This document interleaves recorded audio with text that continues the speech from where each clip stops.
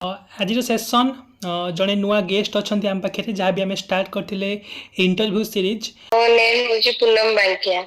मो घर होची मालकानगिरी। मु बीएड करथली भुवनेश्वर बीजेपी ऑटोनॉमस कॉलेज रे। सेठी मोर सेल्फ फाइनेंसिंग बीएड थिला। तापरे मोर 2018-20 बैच थिला। तापरे कोरोना टाइम चलला तो एग्जाम है कि सर्टिफिकेट मिल मिलू 2021 हे गला। 25 वर्षर पिला 25-26 वर्षर जड़े झील जदि से ही बयस इनिशियल स्टेज रे 50,000 दरमा से पाउची तार ये जो ता पछर जो प्रिपरेशन जर्नी केमती थिला माने जेमती कि पिला को गोटे मोटिवेट मिलिबो जे हाँ आमे भी पारिबा आमे भी माने 25-26 वर्ष रे गवर्नमेंट जॉब रे माने पाइबा ये जो प्रिपरेशन जर्नी केमती थिला आपनकर माने डिटेल्स आपन पूरा प्रिपरेशन जर्नी विषय माने बर्तन आप फील आपनकर माने एवरीथिंग डिटेल्स प्रिपरेशन जर्नी आपन शेयर करंतु। अच्छा देखंतु जेतेबेले नोटिफिकेशन बाहरिला जॉब रो एतिकिटा सीट अछि प्रति रिजर्वेशन को नै कि एससी एसटी हो जनरल ओबीसी जेतिकिटा सीट अछि मते कहा सह कंपीट करिवार नथिला मते थिला कि मते जेतिकिटा सीट अछि सेतिर गोटे सीट मते दरकार थिला मोर माइंड सेटा थिला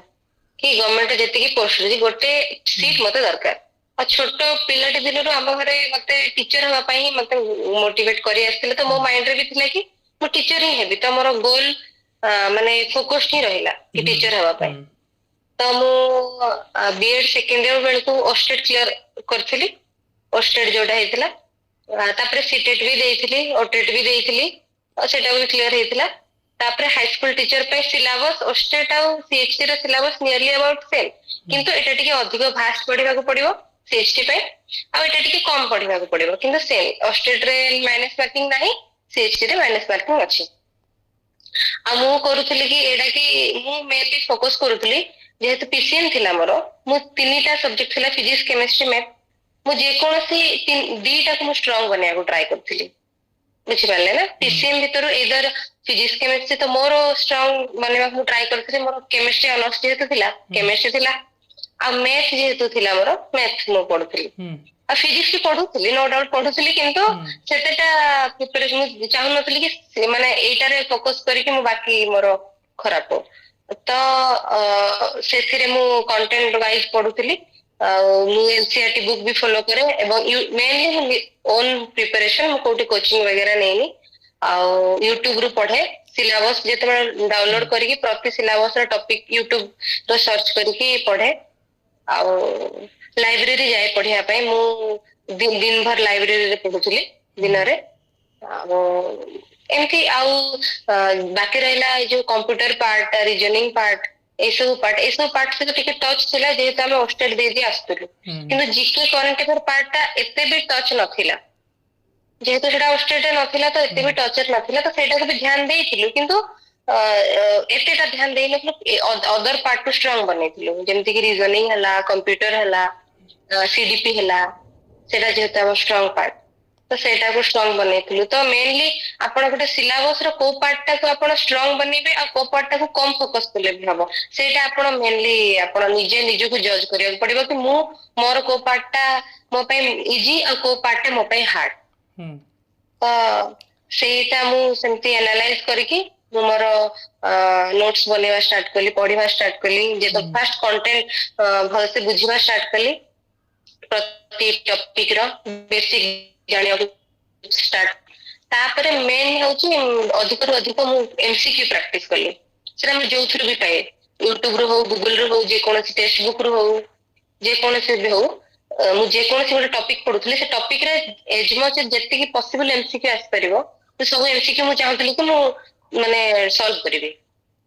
अच्छा मु चाहनथली गोटे भी एमसीक्यू मो पाखर माने छुटे माने सब एमसीक्यू मु जेमति पारिबे तो मैक्सिमम हला प्रथमे फास्ट हाफ एमती करिवे कि कंटेंट भल से पढिबे तापरे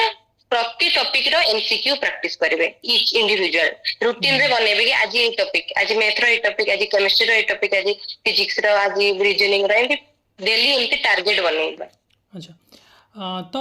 एठो रे क्वेश्चन मु आपन पचारिबी तो मोर जति कि प्राय एई चैनल जति कि ऑडियंस अछंती प्राय तो समस्त एई लाइन ने अछंती माने टीचर एग्जाम पाई कि से प्रिपरेशन करछंती तो जदि गोटे आस्पिरेंट को माने से किछि सपोज स्टार्ट प्रिपरेशन स्टार्ट करिनी ओके ताको केते मास लागिबो सारे पे जति कि हमर फिजिक्स केमिस्ट्री मैथ सिलेबस अछि ताको प्रिपरेशन करे पति केते मास लागिबो पिला सबले देखंती हमें नोटिफिकेशन को अपेक्षा करनी नोटिफिकेशन आसिले हमें पढिबू किंतु केते समय एक्चुअली लागिबो टिके आपण क्लैरिफाई करबे कि फिजिक्स केमिस्ट्री मैथ सिलेबस सारे पे देखो नोटिफिकेशन आसे कि मासे 1.5 मास भीतर एग्जाम हो जाए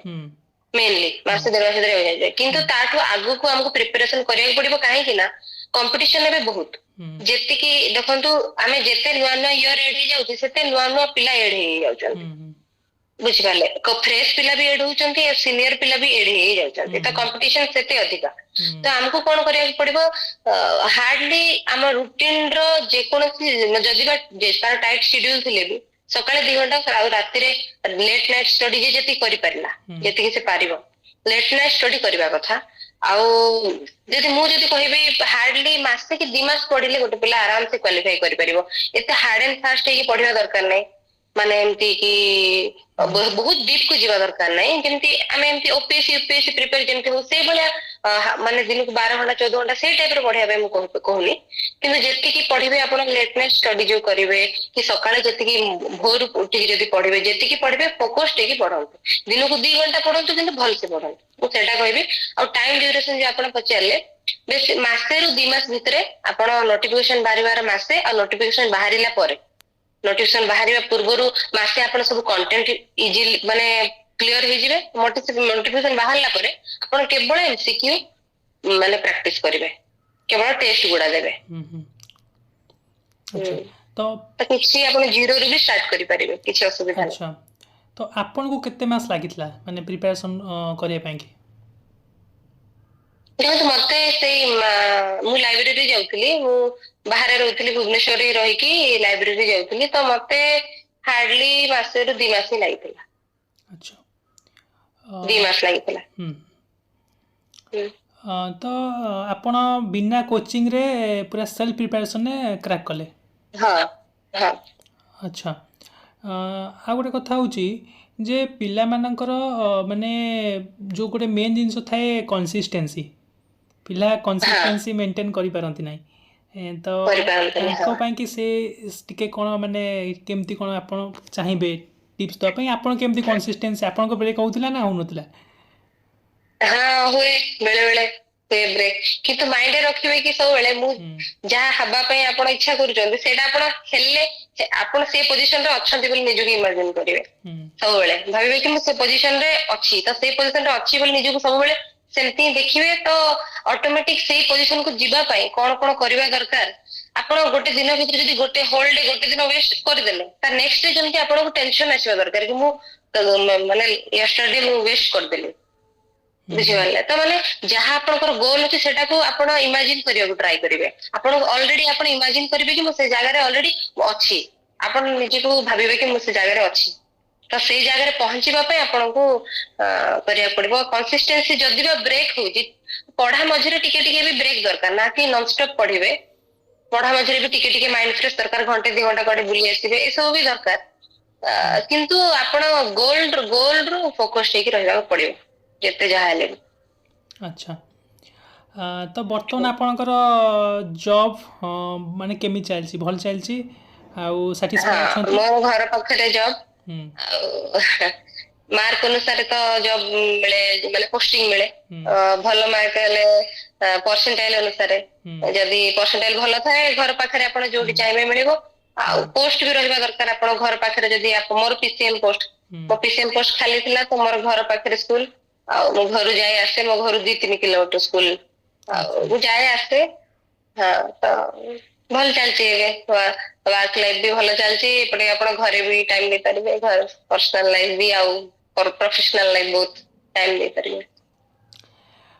तामाने आपण वर्तमान जो लाइफ माने बितौचंती वर्तमान सीटा माने बहुत एस्पिरेंट मानकर से ड्रीम लाइफ गोटे हमें कहि पारे हां हां कना बहुत हां बहुत ही माने आरएसटी एसएसबी टीजीटी माने अछंती एस्पिरेंट अछंती ठीक अछि तो आपण चैनल को आसिले बहुत भल लागिला आपण को प्रिपरेशन जर्नी मध्ये शेयर कले आपन बहुत बहुत धन्यवाद ତେଣୁ ଆମେ ସେସନ୍ କୁ ଏଠି ଏଣ୍ଡ କରିବା ତେଣୁ ଥ୍ୟାଙ୍କ ୟୁ ଭେରି ମଚ୍ ଠିक अछि ଠିକ୍ ଅଛି थैंक यू आपण एई वीडियो माध्यम रे सबको इंस्पायर करूचंती समस्त जर्नी विषय जणो सेमान को भी कॉन्फिडेंस मिलिबो एनीबॉडी कैन डू दिस हला एटा किछि हार्ड नो एटा किछि मिराकल नो anybody can do this okay thank you thank you